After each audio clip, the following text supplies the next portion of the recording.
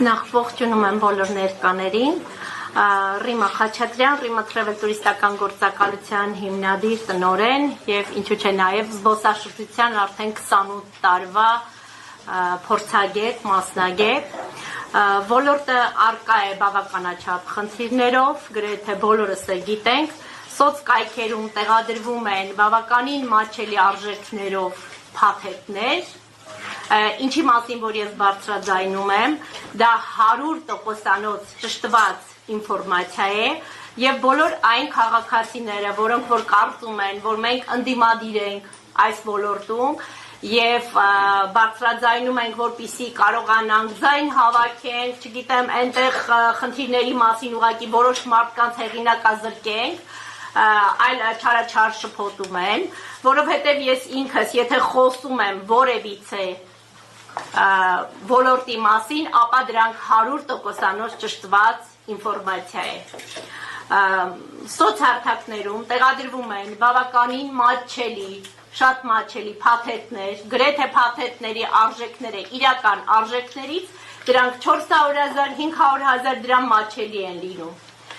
Եվ վաճառք է իրականացվում, սակայն այսօր ոլորտում հսկողություն չկա։ Բավականին քաղաքացիներ այսօր Հայաստանում ունեն խնդիրներ զբոսաշրջության ոլորտի հետ կապված, սակայն գրեթե ոչ մի կառույցի չեն դիմում, որովհետև գիտեն, որ իրենց խնդիրներին վերջնական լուծում չի տրվելու։ Ես ուղղակի խնդրում եմ, որ թե էկոնոմիկայի նախարարությունը եւ թե հատուկ կազմակերպությունները, ովքեր որ պետք է վերահսկեն այս դաշտը, որը որ բաց թողի վիճակում է կարելի ասել, անպայման վերահսկեն եւ այն մասնագետները, որոնք որ արդեն ունեն երկար տարիների փորձ այս ոլորտում, զբոսաշրջության ոլորտում, շուկայից դուրս չգան զբոսաշրջության, որովհետև եթե այսպես շարունակվի, բավականին տուրիստական գործակալությունները կփակվեն,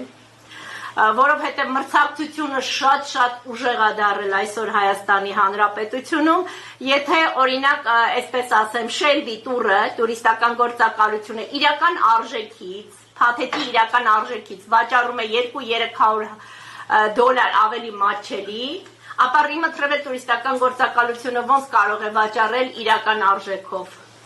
Այստեղ վերահսկողություն չկա եւ բոլոր տուրիստական գործակալությունները այսօր կանգնած են խնդրի առջեւ։ Ուղղակի ուզում եմ, որ այս հարցի շուրջ,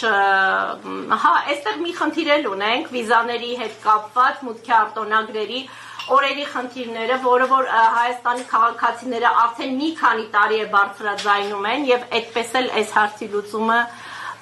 մենք չստացանք։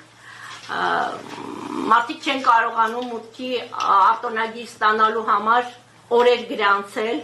եթե պետք է հերթագրվեն, ապա պետք է հավելյալ վճարումներ կատարեն,